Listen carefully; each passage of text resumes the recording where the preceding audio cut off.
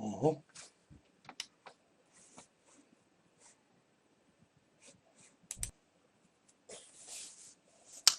Oh boy, loading. All right, something going on here. I gotta check some out. The equivalent of the people that were, assaulting police officers, and that's just Right. we know that's not true. But again, there's nobody on this committee to give a counter narrative or to explain exactly what Jimmy said, which is it all depends on part of the elephant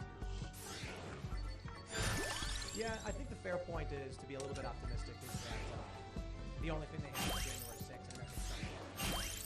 Yeah. I mean, you look at gas prices, inflation, people care much more about the news coming out of there.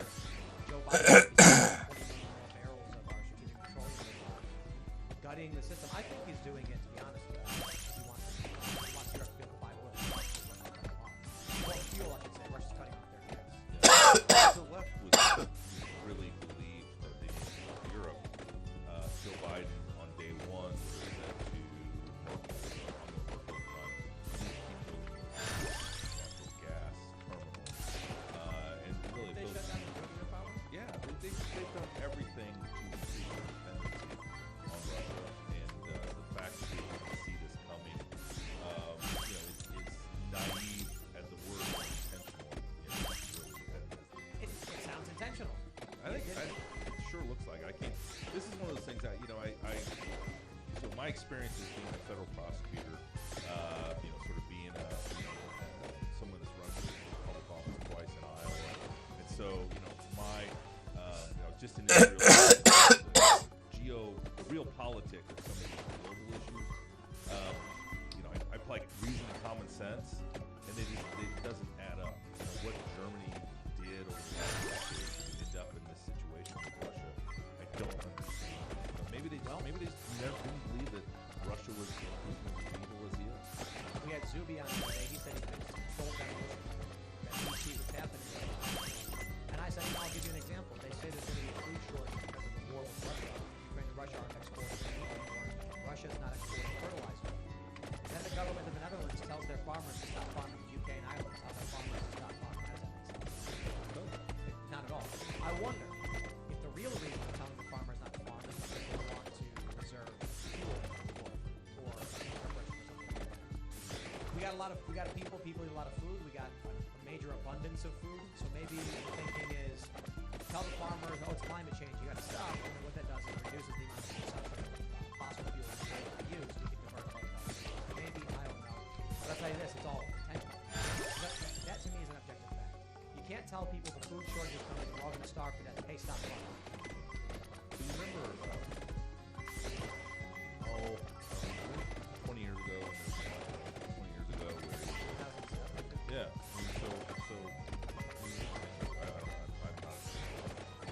Floor chicken.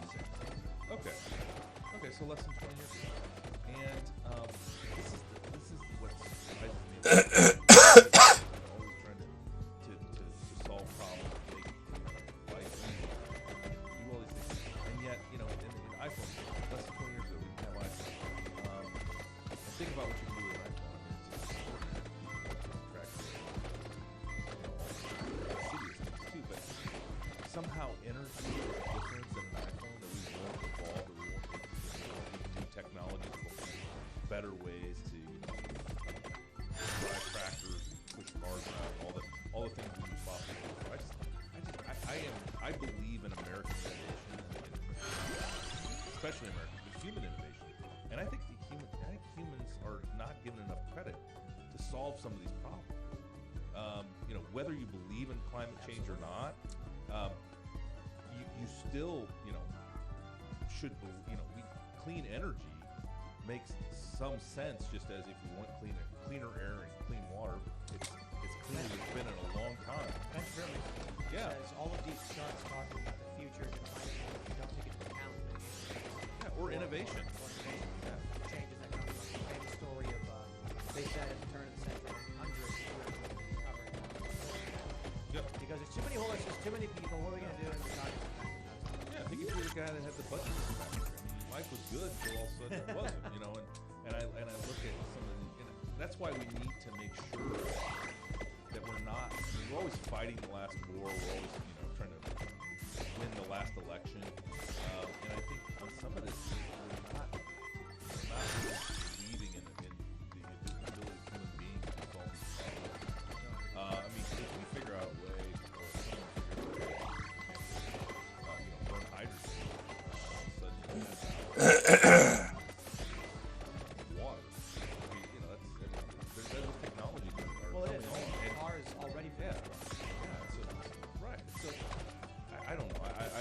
I really think, I look at the iPhone, what the revolution of technology in my life. I mean, I'm sure, I think nobody here except me will have an answering machine. Oh, all right, good. Well, maybe, but it was, but yeah, so, I mean, I remember college, you know, you didn't, like, your home phone rang, you got home and you were excited to hit the tube, or blinking, and you pushed it, and you listened to the calls that it came in that you had. I mean, it was just, and now, I mean, it's like, There's this level. I want to ask you about yeah, I'm sorry. just wondering. No, it's fine. I mean, when you were there, I mean, you were there for a long time. Did you see anything? I mean, obviously, Russiagate was tough. Did you have the ability to look into it, to investigate, dig into it? Yeah, so I supervised the Mueller investigation, and I'll never forget. I talked about this before. In fact, I wrote a book about the law.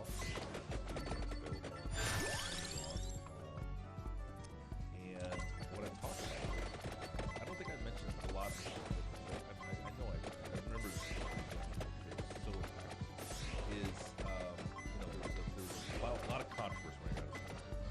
I had been on CNN as a commentator before I came to the Department of Justice. For like 4 months, they hired me to be a conservative commentator. And, you know, one of the things I had said, which was very true, which is, I could imagine,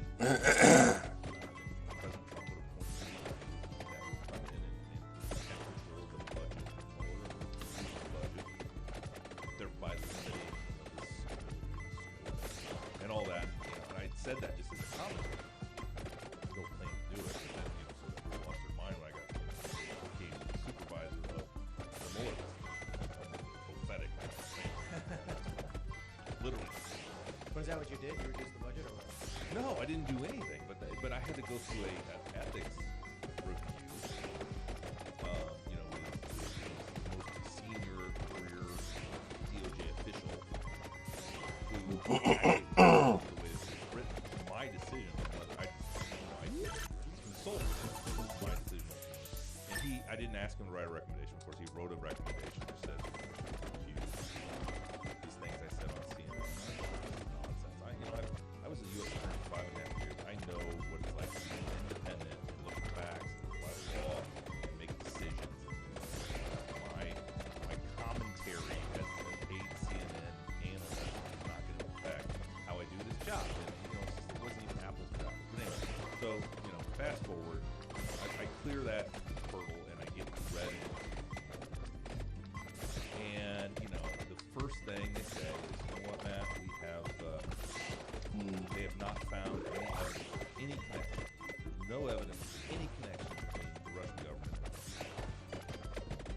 And I thought to myself, well, why do we have this investigation? And so then I, you know, there were several other pieces of parts. One of the things I got ready to do, for example, Roger Stone investigation. There were several other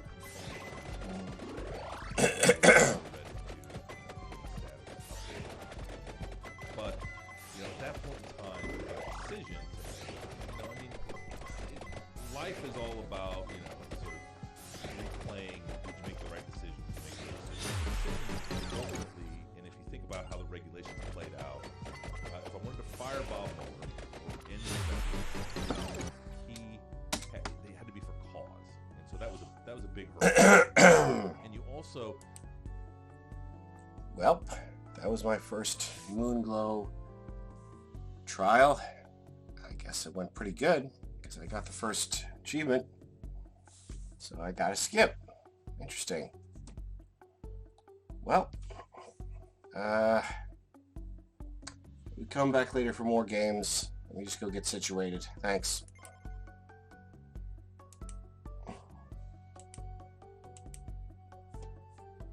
Plus miniseries is ending in wah-wahs. What really is the Multiverse Saga and who is coming back? Now, my reaction to the Black Panther Wakanda Forever trailer is a separate video already on the channel. Be sure to check it out. My in-depth frame-by-frame breakdown of that trailer will come out on Monday. It was a heavy one. I need some time with it. Thank you for your patience. For further reactions to this moment by moment, please check out the Break Room episode of it. Jessica Clemens, Zach Huddleston, John Costa, and Erica Wusu did such a good job reacting to all that stuff. I wish I could have been in the room with them. Okay, let's break down all the release dates we know from now till forever. She-Hulk is coming August 17th, 2022. Black Panther Wakanda Forever, November 11th, 2022. Ant-Man and the Wasp Quantumania coming February 17th, 2023. That will be the first title of Phase 5.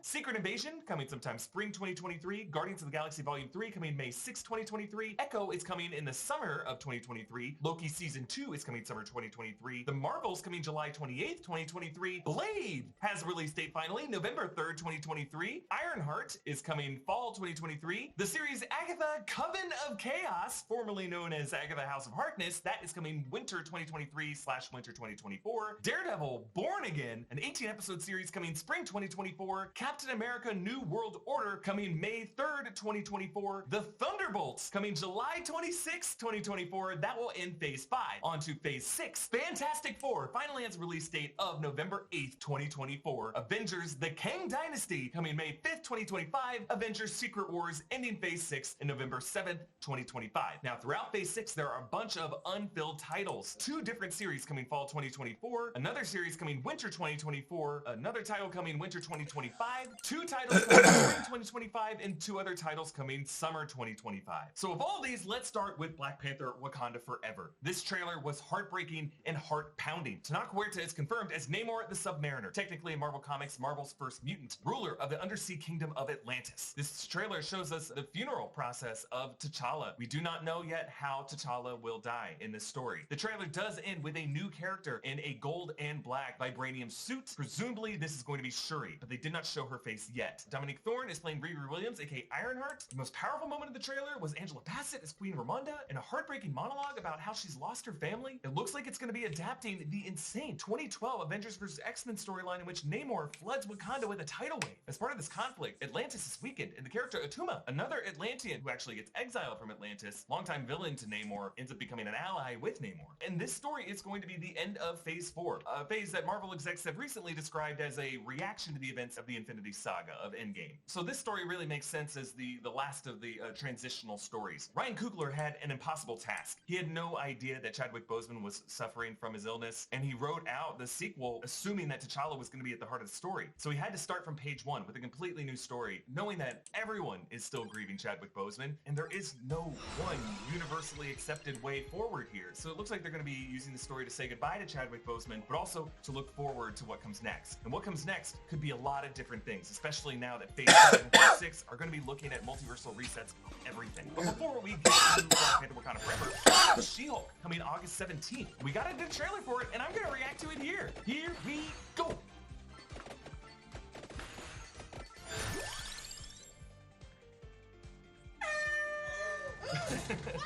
Oh, she already hulked out. What the hell, man?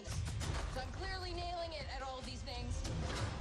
Oh, they did the thunderclap! You want to go back to life as a lawyer? I respect that. He doesn't mean that. Oh, we're breaking the fourth wall. We're doing some Fleabag stuff here. I'm enjoying this. Jennifer Wallace. Namaste. Emil I have a Blonsky. serious conflict of interest. This man tried to kill my cousin, Bruce. Yeah, that's quite all right. Oh. I'm very... Walters, we have boy, centralized what? power. Our universe is on the edge of a precipice. I am a lawyer. We do things by the book. Book of Ashanti. No, the book Yeah. of American laws. Book of Ashanti is a better book to go by. Let's do this. Who are all these guys? You know that friend you had in high school? Who was way cooler than you were, attractive, Ooh, got baby. all the attention from everyone. And then... Oh, she's like in a support group. Is that what He tried to do the Thor punch. What? Oh. Matt Murdock representing the defense. I don't know what that means. Okay, so as we expected, Charlie Cox, Matt Murdock is going to appear, and I like how he's got a different version of the suit. He's got the batons. It's more of the red on gold, it looks like. Very excited to see how the show opens the doors to a lot of different corners of the Marvel world. Because as a legal comedy, right, each episode could be like kind of a case of the week. You have Jamila Jamil as Titanium, the longtime She-Hulk villain. We never really got confirmation of this, but we saw the DODC throughout Ms. Marvel, and it looked like we saw a headshot of Jamila Jamil among their investigation board. DODC is obviously going to be a big part of this. They're the ones running this cube prison that's in the middle of the desert. Actually, this ends up becoming the home base of the Thunderbolts in the future. And now that we've got the Thunderbolts confirmed for the future of the MCU, this could be setting up the Thunderbolts a lot, especially since we've seen Tim Roth come back as Emil Blonsky, Abomination. I think he could be a big part of the Thunderbolts. I love seeing Wong in this. I really think, Phase 4 should have just been called the Wong Cinematic Universe because he has been kind of a weird connective tissue to everything. All right, I want to move on to the start of Phase 5, which is going to be Ant-Man and the Wasp: Quantumania, coming February 17th, 2023. Catherine Newton is now going to be playing Scott's daughter, Cassie Lang, aka Stature, one of the Young Avengers in the future. Peyton Reed was out on the panel explaining how this is going to be spending a lot more time in the quantum realm. In the quantum realm, it's not what we think it is. According to Reed, Paul Rudd says Scott Lang is super proud of himself now for saving the universe. Scott, according to him, has been busy at work with a little book. And he says, I don't know what I'm allowed to say. Now, we learned in Ms. Marvel that Scott Lang has a podcast series called Big Me, Little Me, part of This Powered Life, aka This American Life, but for superheroes. And that's how the world has learned a lot about what happened in the events of Infinity War and Endgame. And now it looks like he's writing it all up in a book. I just hope that he dedicates a chapter to that rat that ran across the quantum control. Because really, that rat was the one thing that changed everything. There was some brief footage shown of it. Of course, Jonathan Majors is playing the villain, Kang the Conqueror. We saw a variant of Kang the Conqueror, He Who Reigns, in the Loki season finale, and now we're seeing the full version of Kang the Conqueror. He had this awesome exchange with Scott, where Scott says, I am an Avenger, and Kang says, I am a Conqueror. And Kang follows up with, you're an Avenger? Have I killed you before? Already setting up that Kang, as a conqueror, has someone who has already lived countless different lives and is the product of several different timelines of Kang. Of course, Bill Murray is confirmed in an unknown role, but he's going to be playing another life form, someone who has a history with Janet Van Dyne and recognizes her. And the big headline here, MODOK is confirmed to appear. We don't know the actor yet. Bill Murray is not going to be playing MODOK. There is some rumor and speculation that Corey Stoll, who played Yellow Jacket Darren Cross in the 2015 Ant-Man, might play a mutated version of himself who has now become MODOK. But at the start of Phase 5, Quantumania is going to be the story that introduces us to Kang the Conqueror as the ruler of a dynasty of Kangs across the timeline, setting up all the events of Phase 6. All right, on to the next title, Secret Invasion, coming spring 2023. Colby Smulders came out on stage to talk a bit about the show. Some brief footage was shown of Nick Fury on the run, perhaps hunting Skrulls. Don Cheadle is confirmed to be playing Rhodey, War Machine, in the story. Other than that, not a ton of updates about Secret Invasion. Then, Guardians of the Galaxy Volume 3, coming May 5th, 2023. James Gunn came out on the stage with several in the cast. A very, very emotional panel. James Gunn said that Volume 3 is going to be, quote, about the end. That this is the end of that story. Some stories have an end. Doesn't mean everybody dies, though. We got further confirmation that Will Poulter is going to be playing Adam Warlock, the guy in the Golden Cocoon in the Volume 2 post-credit scene, and confirmation that many of us have been speculating about that Chukwudi Iwuji, who you might have seen in the amazing series Peacemaker that James Gunn directed, is going to be playing Herbert Wyndham, the High Evolutionary. Our man actually appeared in costume and said, I can't wait to dissect all of you and see what I learned. So, Herbert Wyndham, High Evolutionary, a character in Marvel Comics very connected to the mutants and X-Men, and Nathaniel Essex, Mr. Sinister. The High Evolutionary would create these human-animal crossbreeds called the Animen. He actually had a castle on Mount Wundagore. It'd be awesome if this is somehow connected to Multiverse of Madness, but it sounds like this story is going to be very much about Rocket. James Gunn said that this movie is going to be how Rocket is one of the saddest beings in the universe. There was some brief footage shown, all set to Flaming Lips, Do You Realize? And we saw lots of stuff, including Gamora hanging out with the Ravagers, some shots of Mantis doing a weird little dance, Adam Warlock is there, and there's a shot of a large hand reaching into a cage to pet baby Rocket. We're going to see Rocket's origin, one of the longest running mysteries from the first Guardians of the Galaxy film, why he has those scars on his back, why he's so sensitive about his origin, and how he is not actually a raccoon. He's a trash panda, but he's not a panda either. He is one of these creatures probably created by Herbert Wyndham, the High Evolutionary. Also, we learned that Maria Bakalova is going to be playing Cosmo, the space dog, who we saw in Guardians Volume 1, and in an episode of What If, she's going to be doing the voice. Okay, next title, Echo, coming summer 2023. All we learned was really a release date about it, but Maya Lopez coming back from Hawkeye. Vincent D'Onofrio is going to appear in this story as Kingpin. He did not die at the end of Hawkeye. Watch our Hawkeye breakdowns to explain why that gunshot didn't mean he died. Okay, The Marvels is coming July 28th, 2023. We didn't have any of the cast, we didn't focus on it too much, but we know that Kamala Khan, Monica Rambeau, and Carol Danvers are all going to be part of the story. We saw in the Ms. Marvel post-credit scene that through those bangles, Kamala Khan and Carol Danvers swapped places, making it seem like they are going to be the Nega bands. I'm wondering if Monica Rambeau could be also part of this. Maybe all three of them share a link through the negative zone. And now that we know that Kamala Khan is a mutant, I'm hoping that Rogue could show up in the story. I'd love if they had that comic storyline where she drains their powers. Okay, we also saw that Loki Season 2 is coming summer 2023. It is currently in production. We don't know too much about it yet. Big confirmation, we learned that Blade is coming November 3rd, 2023. Mahershala Ali is playing Blade. I'm assuming he's going to connect with Dane Whitman based off of the post-credits scene of Eternals and a plot involving the Ebony Blade. There are some rumors that it can star from The Boys is being approached to play Dracula, though those rumors have not been confirmed yet. Ironheart, Riri Williams, joining the MCU in Black Panther Wakanda Forever, but she's going to get her own miniseries in fall 2023.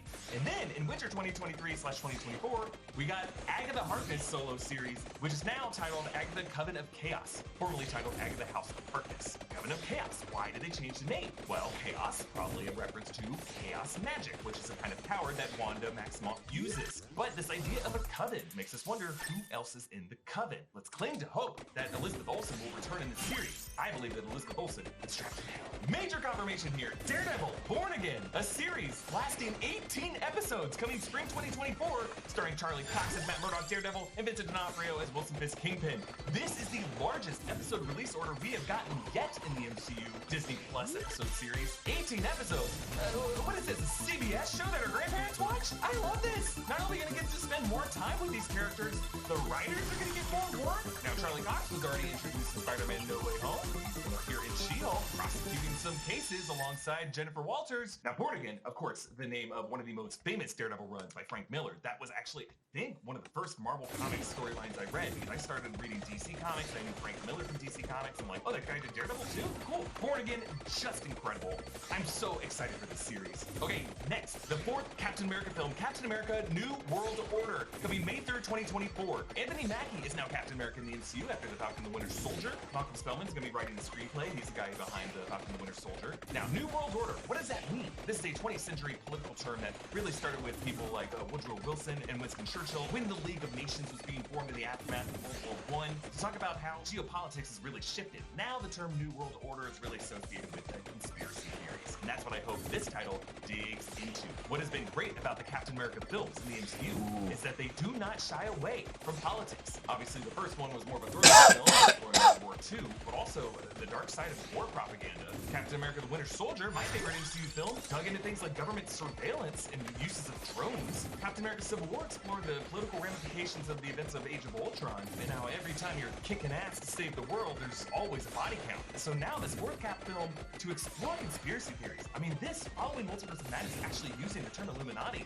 fascinating. And it shows that the MCU is not afraid to explore how these topics are warping our political lives. And then Phase 5 will end with Thunderbolts, coming July 26th, 2024. I think it's fascinating that this is coming right after New World Order, because the Thunderbolts is the Dark Avengers. Everything that we've seen Val been doing, Julia Louis-Dreyfus character assembling another team, including Elena Belova, John Walker, we assume Abomination, I assume the Thunderbolts is going to be her version of Avengers that the American public rallies behind, but actually they're a bunch of assholes. And then on to Phase 6, starting with the Fantastic Four, November 8th, 2024. All we know is a release date for this movie. We're probably going to meet some of the cast at D23, I would imagine. And the fact that we're getting Fantastic Four in the year 2024 confirms my theory that we're going to see Doom appear in some upcoming post-credit scene within the next year. Now, we did meet John Krasinski as Reed Richards in the 838 universe of Multiverse of Madness, and the producers of that movie confirmed that his portal was based on Doom's time platform. So the question is, what universe are we going to meet the Fantastic Four in?